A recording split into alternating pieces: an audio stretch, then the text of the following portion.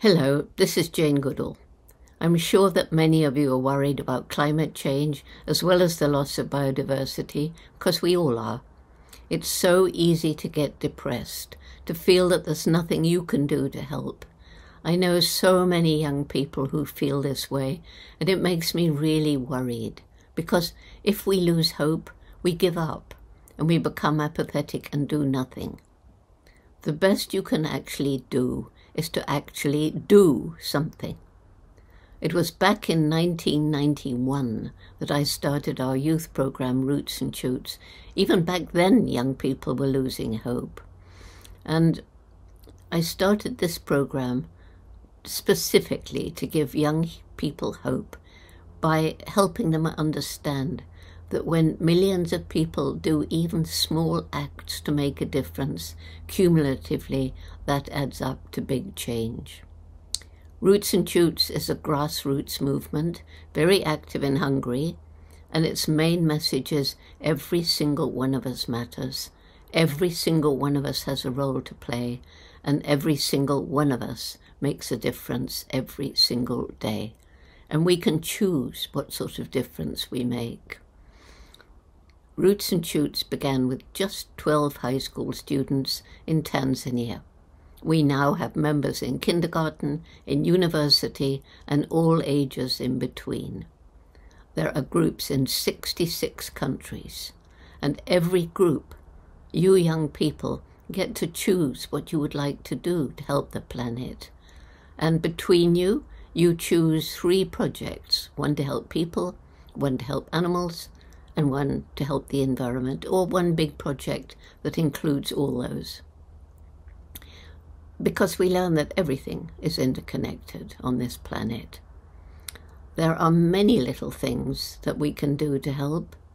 You may feel, as many do, well, I could plant a few trees, but what good would that do? The thing is that more and more young people, as well as grown-ups, are planting trees. And if we add them all up from around the world, lo and behold, we've planted enough trees to make a forest. And it's forests that absorb carbon dioxide from the atmosphere, one of the greenhouse gases that encircle the globe, trap the heat of the sun, and lead to a warming planet Earth. And there are many other things that you can do. For one thing, you can think about what you or your parents buy for you. Where was it made? Did it harm the environment? Was it cruel to animals? Is it cheap because of unfair wages paid to people in other countries? If that's so, then don't buy those things. And if millions of people try to make the most ethical choices, this will make a very big difference. Businesses that don't think about the effect they're making on the environment, which is the effect on your future, by the way, those businesses will begin to change the way they operate. If more people want to buy things made ethically, even if they do cost a little bit more, if things cost a little bit more, you value them more and you waste less. We do create a huge amount of waste. You can try to eat as much as possible food based on plants. There's a reason for this. Today there are literally billions of animals in these so-called factory farms, jammed into horrible spaces because people want to make cheap meat. And every single one of these animals is an individual with a personality and can feel pain and fear. Not only are they very cruel, these factory farms, but an awful lot of land is used to grow the grain to feed the animals, and this uses fossil fuel to get the grain to the animals to slaughter, and the meat to the table. A lot of water is needed to turn vegetable into animal protein, and in some places, because of droughts, longer droughts, water is getting more and more scarce, and all these animals produce methane gas in their digestion, and that's a very virulent greenhouse gas.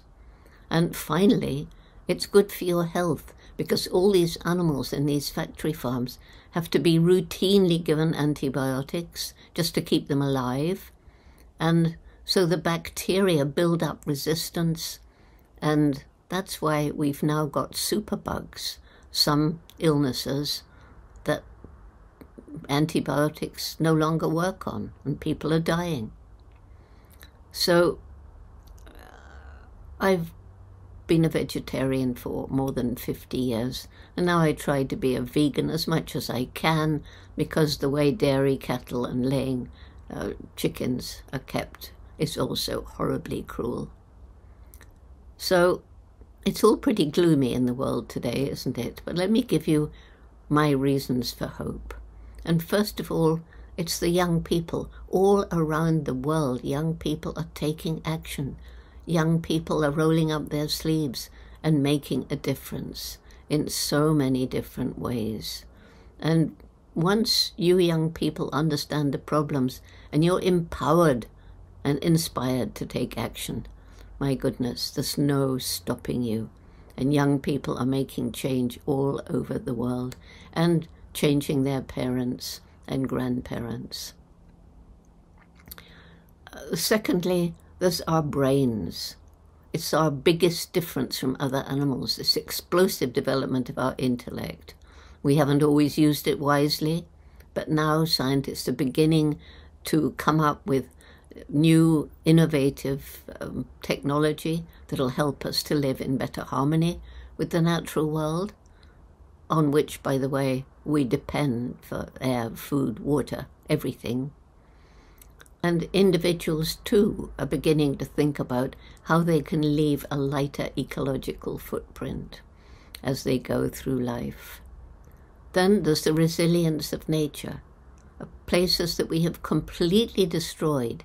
If we give them time and sometimes some help, nature will reclaim them, and once again, biodiversity will flourish.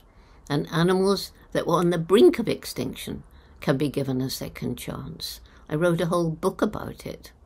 And then finally, there's the indomitable spirit, people who tackle what seems impossible and won't give up.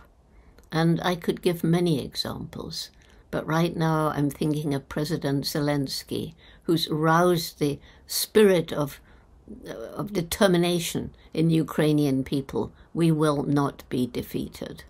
And of course, that's very important in the world today. So the main message, of course, is that we can all make a difference in tackling climate change as well as other problems that we're facing in the world today. So I hope you have a wonderful, inspirational, and motivating conference. Bye.